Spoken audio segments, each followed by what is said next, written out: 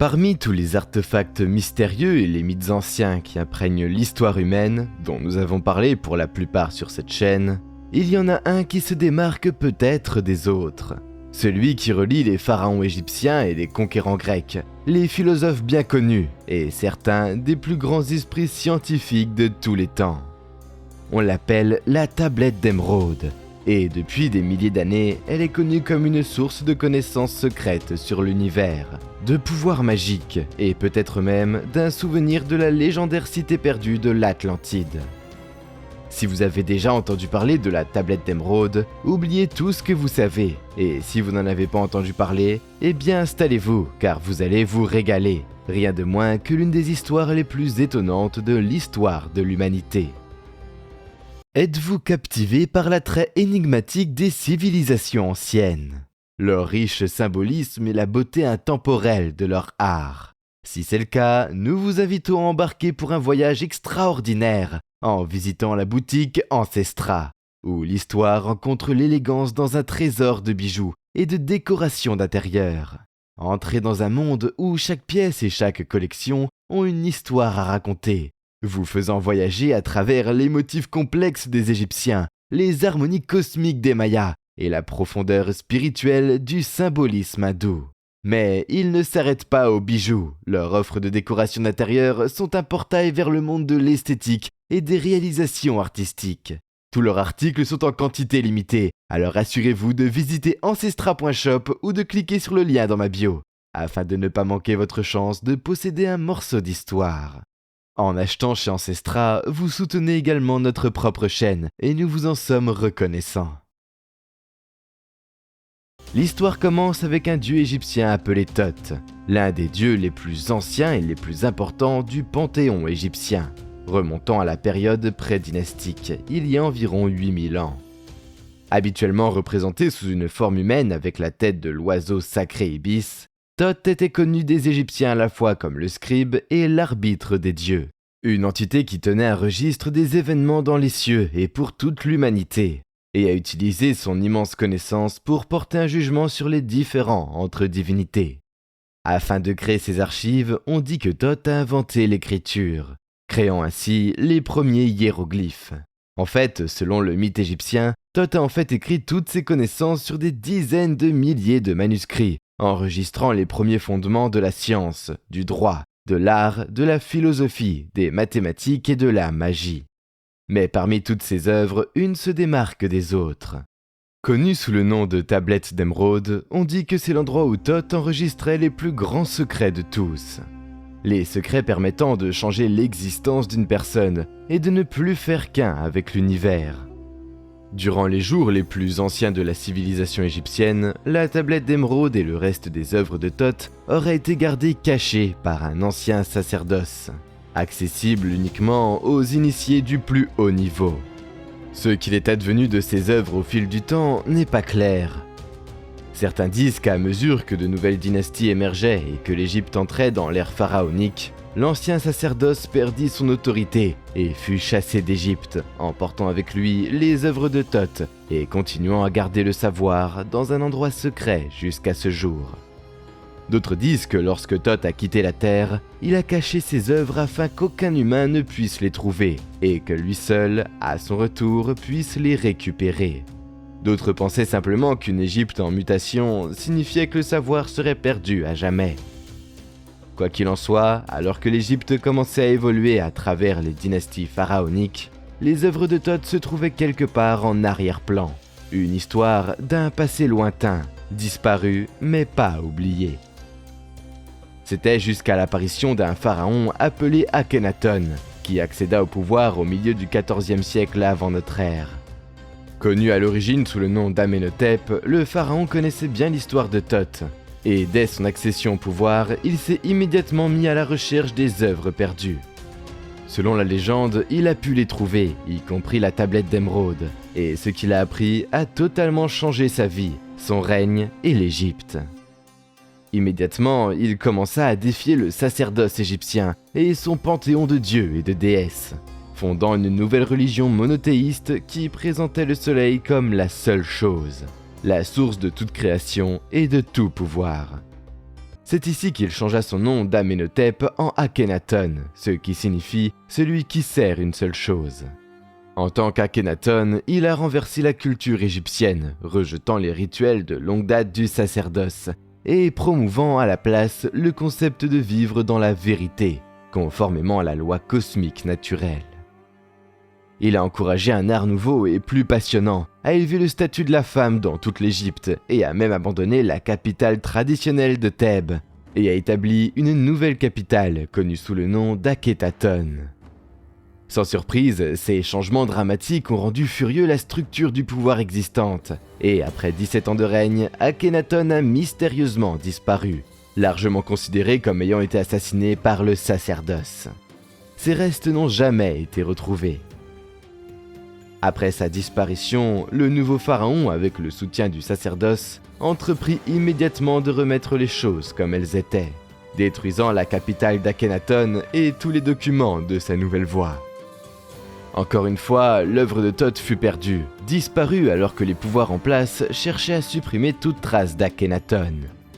Pourtant, même si les œuvres de Thoth furent à nouveau perdues, l'histoire ne l'était pas. En fait, il a commencé à s'intégrer à de nombreuses autres traditions dans la région et dans le monde connu. Les Israélites, par exemple, ont pris conscience de l'histoire de Thoth pendant leur captivité en Égypte et l'ont incorporée dans leurs propres croyances religieuses. Certains cultes religieux ont commencé à affirmer que Thoth était en réalité le Seth biblique, le troisième fils d'Adam et Ève, et qu'il avait écrit la tablette d'émeraude pour montrer à l'humanité comment se racheter des péchés de ses parents dans le jardin d'Éden. Selon cette pensée, certains croyaient que la tablette avait traversé les générations jusqu'à Noé, qu'il l'avait prise sur son arche, avant de la cacher dans une grotte après le grand déluge. Tandis que d'autres insistaient sur le fait que la tablette avait été donnée à Myriam, la fille de Moïse, qui l'a placée dans l'arche mythique de l'Alliance. Ailleurs, d'autres cultes religieux affirmaient que Thoth n'était pas Seth, mais Enoch, l'arrière-grand-père biblique de Noé, et l'auteur du mystérieux livre d'Enoch. Selon ce livre, Enoch était un messager entre les dieux et l'humanité, un chevauchement évident avec le mythique Thoth. Quoi qu'il en soit, à mesure que la légende grandissait et se répandait, il n'y avait toujours aucun signe de l'œuvre perdue de Thoth ou de sa légendaire tablette d'émeraude. C'était jusqu'au IVe siècle avant notre ère, lorsque le plus grand conquérant de l'histoire de l'humanité est arrivé en Égypte. Après avoir absorbé l'Égypte dans son empire grec en pleine croissance et s'être nommé pharaon en 332 avant notre ère, Alexandre est devenu obsédé par la recherche de l'œuvre perdue de Thoth, croyant que la tablette d'émeraude pourrait contenir les secrets qui transformeraient un homme en Dieu. Après avoir découvert l'emplacement précis de la tombe de Thoth où la tablette d'émeraude était censée être conservée, Alexandre se lança immédiatement dans un voyage à travers le désert libyen, en direction de Siwa. C'est dans ce temple qu'Alexandre entra en possession de la tablette d'émeraude. Prenant la tablette et les rouleaux qui l'accompagnaient, il se rendit à Héliopolis où il déposa les rouleaux dans les archives vénérées du lieu. Par la suite, Alexandre prit sur lui et délimita les limites de la ville en plein essor d'Alexandrie. Cette ville abritera bientôt une grande bibliothèque créée dans le but d'héberger et d'étudier méticuleusement les précieux textes. Bien entendu, Alexandre ne resta pas éternellement en Égypte. En 327 avant notre ère, il prit son armée et poursuivit ses conquêtes en Inde. Après son retour de campagne, Alexandre mourut mystérieusement et la cause de sa mort reste inconnue à ce jour. Tout comme le tombeau du pharaon Akhénaton et son épouse Néfertiti, le tombeau d'Alexandre n'a jamais été découvert. Mais qu'est-il arrivé aux œuvres de Thoth et à la tablette d'émeraude? Étaient-ils cachés dans le tombeau d'Alexandre? Ou ont-ils été placés ailleurs, attendant que nous les découvrions? Quel que soit l'endroit où ces œuvres ont disparu, ce qui n'a pas disparu après la mort d'Alexandre, c'est l'intérêt grec pour Thoth. En fait, les Grecs ont commencé à considérer Thoth si légendaire qu'ils l'ont incorporé dans leur propre panthéon de dieux, l'assimilant au dieu existant Hermès. Que Thoth et Hermès ne fassent qu'un avait du sens pour les Grecs. On disait que tous deux étaient des messagers des dieux et des promoteurs du savoir, des patrons de l'écriture et des mots. Ainsi, Thoth et Hermès commencèrent à être adorés comme un seul, les Grecs allant même jusqu'à renommer la ville égyptienne de Kéménou, où se trouvait le temple de Thoth, Hermopolis, la ville d'Hermès. Au fil des siècles, les Grecs perdirent leur pouvoir et furent remplacés par l'Empire romain. Ce faisant, les Romains ont commencé à pousser encore plus loin la légende de Thoth et son chevauchement avec Hermès. D'importants penseurs romains ont commencé à se demander si Thoth n'avait pas été un dieu, mais un homme, un prophète autrefois profond, doté d'une telle sagesse qu'il est devenu un dieu dans le panthéon égyptien. Beaucoup pensaient que c'était le cas, donnant même un nom au prophète, Hermès Trismégiste. Le Trismégiste honoraire signifiant 3 fois plus grand, ajouté pour différencier cet homme du dieu Hermès. Au fil des années, la légende d'Hermès Trismégiste grandit. Certains ont commencé à affirmer qu'il était un contemporain de Moïse, tandis que d'autres pensaient qu'il était le père de la philosophie, son œuvre ayant influencé des penseurs comme Platon et Pythagore. Au fil du temps, il est devenu admis qu'Hermès Trismégiste avait été un prophète, planant entre le monde divin et le monde humain, recevant et enregistrant des révélations divines dans le passé. Tout comme l'histoire de Thoth le décrit, on croyait qu'Hermès Trismégiste avait écrit toutes les connaissances qu'il avait reçues dans ses révélations, dans une série de manuscrits, dont une tablette d'émeraude. En peu de temps, des écrits attribués à Hermès Trismégiste ont commencé à apparaître dans tout l'Empire romain. Cela comprenait une série d'ouvrages connus collectivement sous le nom d'Hermetica, qui couvraient des questions philosophiques et théologiques, ainsi que les arts mystiques de l'alchimie et de la théurgie. Il n'était pas clair si des œuvres comme l'Hermetica provenaient véritablement d'un auteur ancien nommé Hermès Trismégiste. Pourrait-il être des copies des œuvres prétendument découvertes par Alexandre le Grand et le pharaon Akhenaton, longtemps cachées et révélées au fur et à mesure que l'acceptation populaire était gagnée? Alors que les prétendus écrits d'Hermès Trismégiste devenaient populaires dans tout l'Empire romain, celui qui s'y intéressa particulièrement était un homme connu sous le nom d'Apollonius de Tyane. Né au 1er siècle de notre ère, il a été exposé pour la première fois aux écrits lorsqu'il était jeune homme et en a été tellement séduit qu'il a pris la décision de partir à la recherche des œuvres encore perdues, y compris la légendaire tablette d'émeraude. Selon les documents historiques, cette recherche l'a conduit dans un temple isolé, caché dans les montagnes. Là, il rencontra un oracle qui lui dit que les réponses qu'il cherchait se trouvaient sous une statue d'Hermès à Tyane. En trouvant la statue, il remarqua qu'elle portait une curieuse inscription qui disait « Je suis Hermès, le triple sage, j'ai érigé ce signe en public, mais dans ma sagesse, je l'ai voilé, afin que seul un sage comme moi puisse le trouver. Quiconque souhaite connaître le secret de la création et l'art de la nature devrait regarder sous mes pieds. » Immédiatement, Apollonius de Tyane commença à creuser sous la statue, où il trouva un passage souterrain descendant profondément dans la terre. Alors qu'il regardait l'obscurité du passage, un vieil homme à son image apparut soudainement devant lui et le supplia de créer une lampe en verre et d'explorer le passage. Choqué, il a demandé au vieil homme qui il était, ce à quoi le vieil homme a répondu « Je suis ta nature parfaite ». Pensant que cet événement apparemment surnaturel signifiait sûrement qu'il était au bon endroit, il s'engagea dans le couloir avec une lampe, jusqu'à ce qu'au plus profond de la terre, il atteigne une chambre.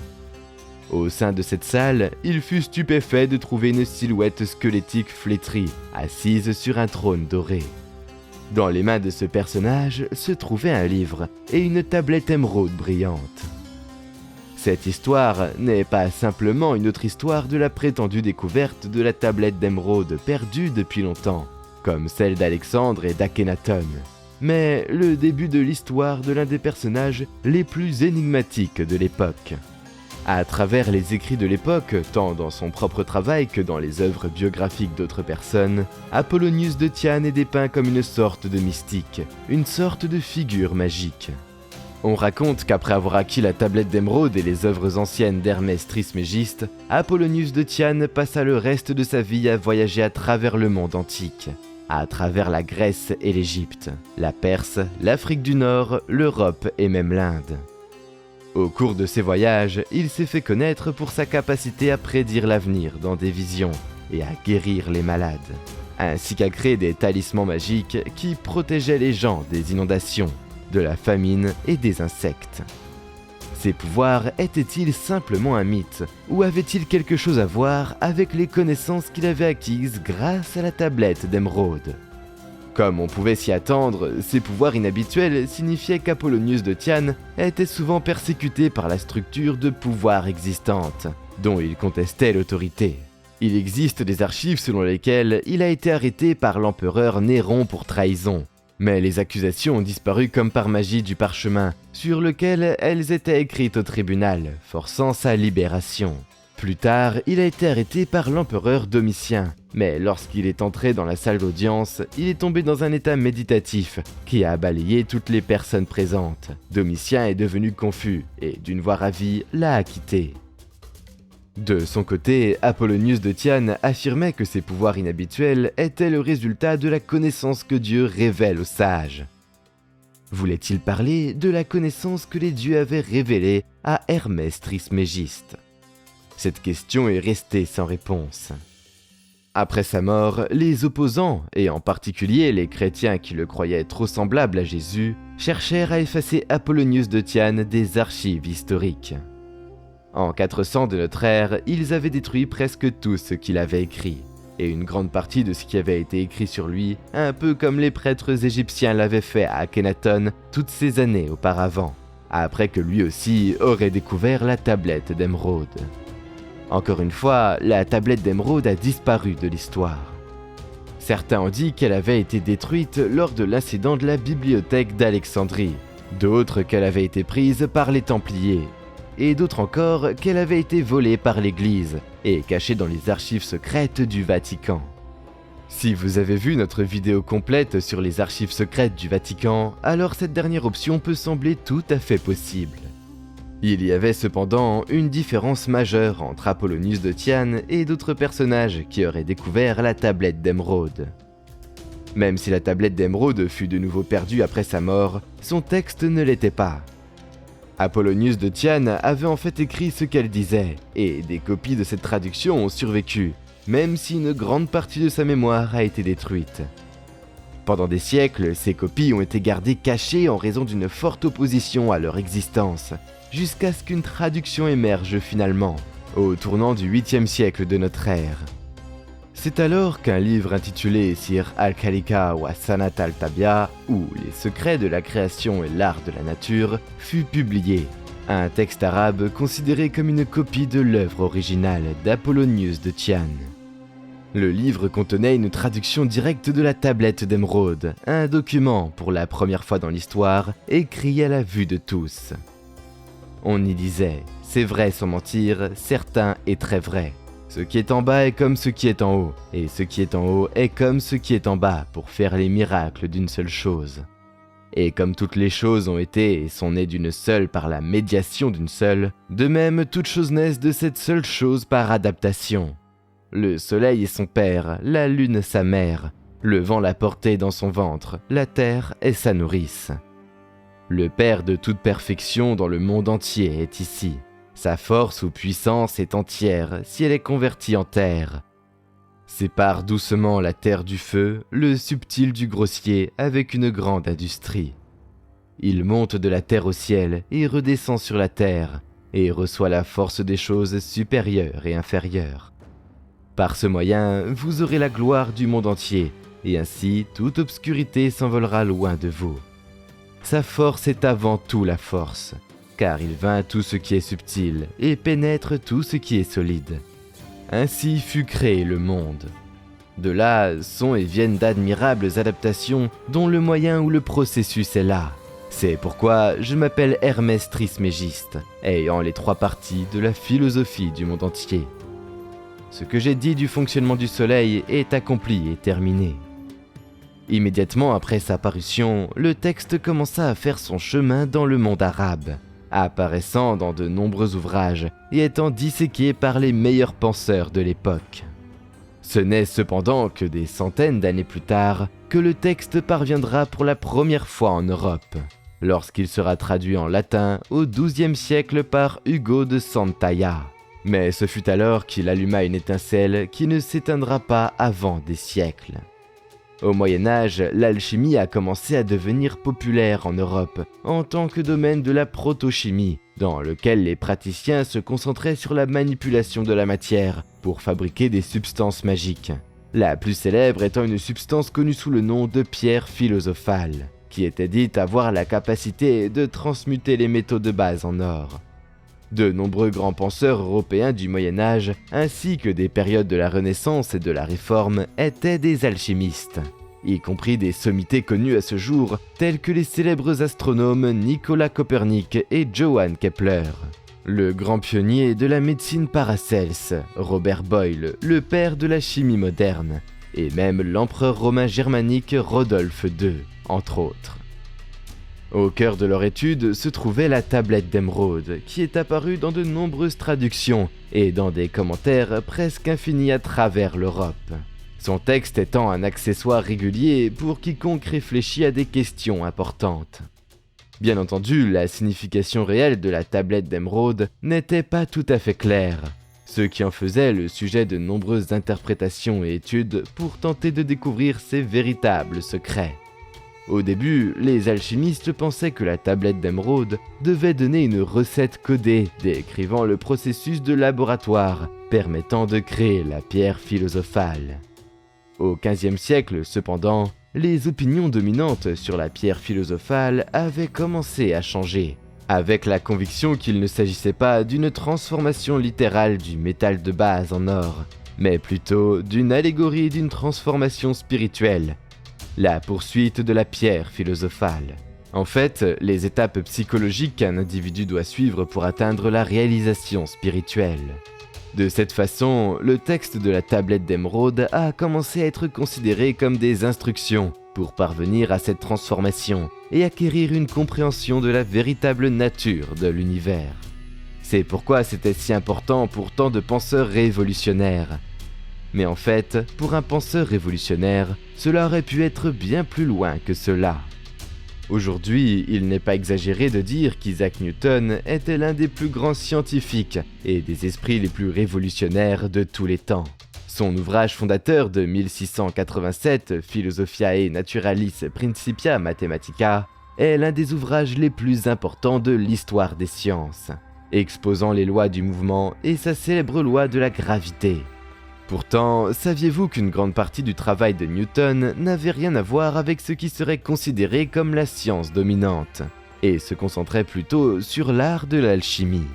C'est vrai, tout au long de sa vie, Newton a écrit plus d'1 million de mots sur l'alchimie, qui représentait pour lui la sagesse ancienne, qui lui permettrait de percer tous les secrets de la philosophie naturelle. En effet, plus les archives personnelles de Newton ont été publiées dans les temps modernes, plus il est devenu clair à quel point sa quête alchimique était profonde. Il a été établi qu'il a passé des années à la recherche d'une recette de la pierre philosophale magique. Une quête qui, selon Newton, lui permettrait, selon ses mots, de comprendre le feu au cœur du monde. Il était également extrêmement intéressé par la tablette d'émeraude, faisant même sa propre traduction du texte qui survit jusqu'à ce jour. Il pensait que la tablette constituait une plateforme pour ses expérimentations, offrant un paysage mental infini de découvertes potentielles. En bref, l'Isaac Newton que nous considérons aujourd'hui comme un scientifique stoïque, travaillant sur les lois fondamentales du mouvement, était bien plus que cela. En fait, lorsque l'économiste John Maynard Keynes, l'un des plus grands esprits du XXe siècle, a acheté une boîte contenant les écrits de Newton dans les années 1930, il est arrivé à une conclusion incroyable. Selon ses propres termes, Newton n'était pas le premier scientifique de l'ère des sciences. Il était plutôt le dernier des magiciens, le dernier des Babyloniens et des Sumériens. Le dernier grand esprit à s'être arrêté sur le monde de la pensée et du visible avec les mêmes yeux de ceux qui ont commencé à bâtir notre patrimoine intellectuel il y a un peu moins de 10 000 ans. Il y avait cependant dans l'alchimie de Newton quelque chose de bien plus important et de bien plus révolutionnaire que sa chasse à la pierre philosophale. Plus les gens ont compris Isaac Newton l'alchimiste, plus ils ont réalisé à quel point l'alchimie et la tablette d'émeraude ont influencé ses autres activités scientifiques. Prenez la contribution la plus célèbre de Newton à la science, la loi de la gravité. L'histoire racontée est que l'idée lui est venue littéralement lorsqu'il a été frappé à la tête par une pomme tombant d'un arbre. Cependant, revenez à la tablette d'émeraude et examinez la phrase. Sa force est au-dessus de toute force, car elle vainc toute chose subtile et pénètre toute chose solide. Cela ne ressemble-t-il pas exactement à la description de Newton de la gravité, comme la force qui attire un corps vers le centre de la Terre, ou vers tout autre corps physique ayant une masse? Est-il possible que ce ne soit pas une pomme qui tombe qui ait inspiré la théorie, mais la tablette d'émeraude? Beaucoup le croient. Allez plus loin et regardez la ligne sur la tablette d'émeraude qui proclame « C'est pourquoi je m'appelle Hermès Trismégiste, ayant les 3 parties de la philosophie du monde entier. » Remarquez le chevauchement avec les 3 lois physiques de Newton, qui décrivent ensemble la relation entre un corps et les forces qui agissent sur lui, ainsi que son mouvement en réponse à ces forces. Encore une fois, beaucoup pensent que c'est la tablette d'émeraude que Newton a utilisée comme plateforme pour construire cette théorie. Prenez du recul et réalisez ce qui se dit ici. Simplement, la tablette d'émeraude a influencé et guidé l'un des plus grands penseurs de tous les temps, contribuant ainsi à jeter les bases de la science moderne. Si l'héritage de la tablette d'émeraude s'arrêtait là, cela suffirait à en faire l'un des documents les plus importants de l'histoire de l'humanité. Mais bien sûr, cela ne s'est pas arrêté là. Depuis l'ère de Newton, la tablette d'émeraude a continué à être examinée et exploitée à la recherche de secrets, influençant les mouvements spirituels du Nouvel Âge et les penseurs modernes. Cependant, c'est en 1925 que tout a changé et que la légende de la tablette d'émeraude a atteint un autre niveau. Selon un homme nommé Maurice Doréal, il n'y avait pas une seule tablette d'émeraude, il y en avait 10.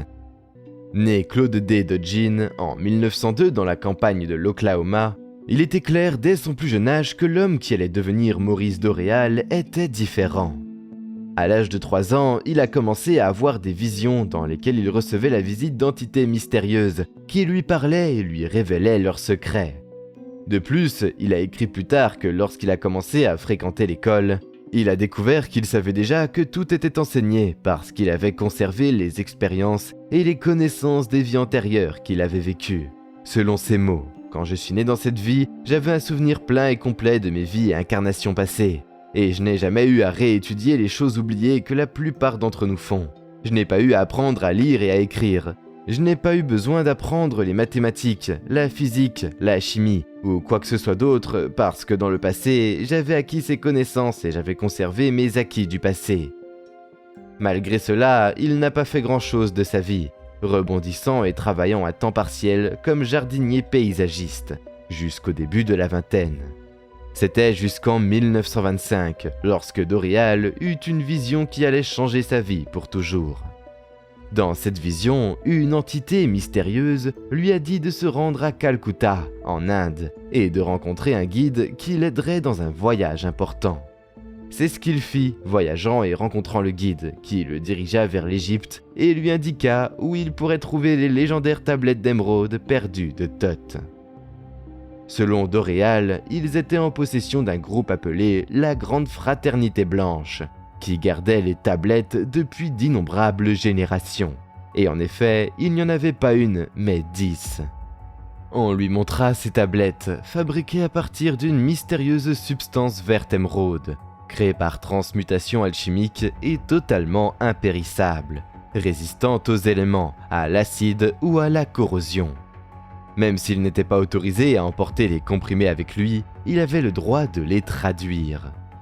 De retour chez lui avec ses traductions, Doréal fonderait la confrérie du Temple Blanc sur la base des connaissances secrètes qu'elle contenait. En 1939, Doréal publie un livre contenant tout ce qu'il a traduit des tablettes. Le livre s'intitulait « Les tablettes d'émeraude de Thoth l'Atlantéen » et comme le titre le suggérait, il révélait que l'histoire de Thoth n'avait pas commencé dans l'Égypte ancienne, mais sur le continent mythique perdu de l'Atlantide. Dès sa publication, le livre a fait sensation, de nombreuses critiques affirmant que Doréal avait tout inventé. Ces critiques ont obtenu une copie de son passeport qui montrait qu'il n'avait jamais voyagé ni en Inde ni en Égypte, ce qui semble prouver leur point de vue. À cela, Doreal répondit qu'il n'avait pas réellement voyagé dans ces pays en personne, mais plutôt que c'était sa présence astrale qui avait fait le voyage.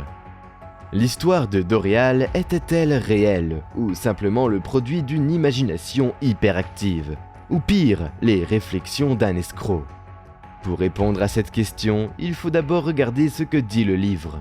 Les incroyables secrets prétendument obtenus par Doreal à partir des tablettes d'émeraude de Thoth l'Atlantéen. Selon le livre, le continent mythique de l'Atlantide a été fondé dans un passé lointain, par des êtres connus sous le nom d'enfants de la lumière. Comme le décrit le livre, bien loin dans le passé, perdus dans l'espace-temps, les enfants de la lumière regardaient le monde de haut, voyaient les enfants des hommes dans leur esclavage, liés par la force venue de l'au-delà. Ce n'est qu'en étant libérés de l'esclavage que l'homme a pu s'élever de la terre au soleil. Ils sont descendus et ont créé des corps, prenant l'apparence des hommes comme leurs. Ces enfants de lumière vivaient aux côtés des humains en Atlantide, leur apportaient des connaissances avancées et se croisaient avec eux. Il est intéressant de noter que ce récit n'est pas sans rappeler les anciennes légendes sumériennes des Anunnaki, qui seraient venus du ciel sur terre et auraient contribué à fonder la race humaine moderne. Selon le livre, Thoth était le fils de l'un de ces enfants de lumière, un grand prêtre qui transmettait des messages entre les humains et les enfants de lumière nommés Thothmé.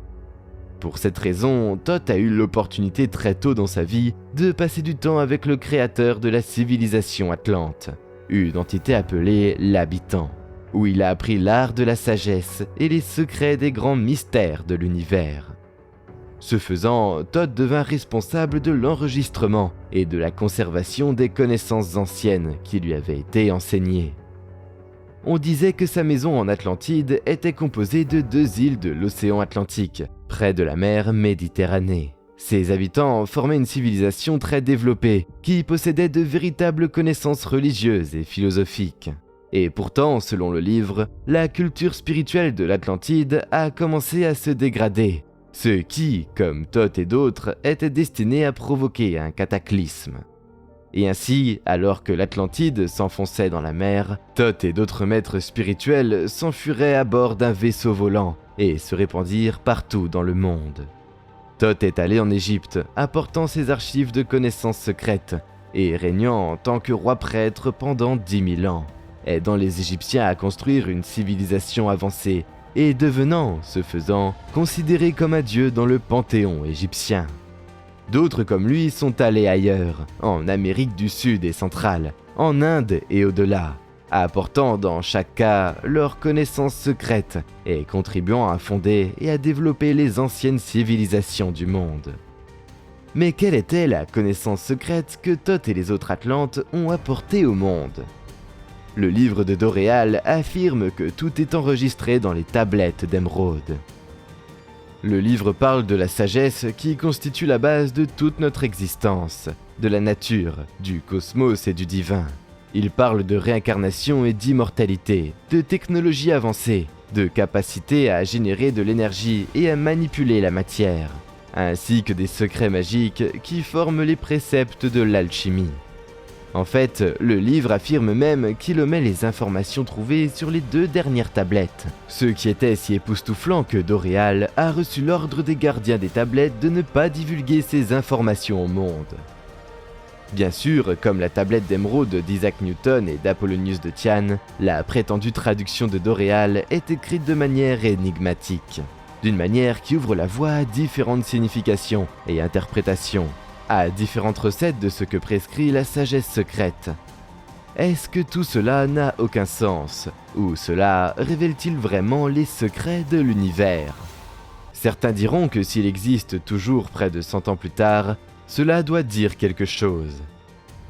Est-il vraiment possible que le continent mythique de l'Atlantide ait existé, et qu'un récit de cette existence et de la disparition du continent soit consigné dans l'œuvre de Doreal ? Si oui, qui sont les enfants de lumière qui l'ont fondé ? L'histoire de Doreal pourrait-elle être une preuve supplémentaire de l'existence d'anciens visiteurs extraterrestres qui ont contribué à la fondation de la race humaine ? Et les anciennes civilisations de l'humanité auraient-elles pu être réellement influencées et aidées par les survivants d'une civilisation ancienne avancée beaucoup plus ancienne? Ou peut-être que Doréal a tout inventé. Mais même s'il l'avait fait, ce que nous pouvons dire avec certitude à propos de Thoth et de sa connaissance secrète est le suivant. La tablette d'émeraude originale, qui était si importante pour tant de traditions anciennes, a sans aucun doute changé le cours de l'histoire, grâce à son influence sur Isaac Newton et d'autres, et élargissant l'esprit de certains des plus grands penseurs et personnalités qui ont jamais vécu. Si l'histoire de Doréal est vraie, cela ne fait qu'ajouter à la légende. Tout comme la tablette d'émeraude a été perdue depuis longtemps et considérée comme un mythe pendant de nombreuses années. Si nous devions retrouver les tablettes que Doréal aurait traduites dans le futur, imaginez comment cela pourrait changer notre compréhension de l'histoire humaine, du monde et de tout.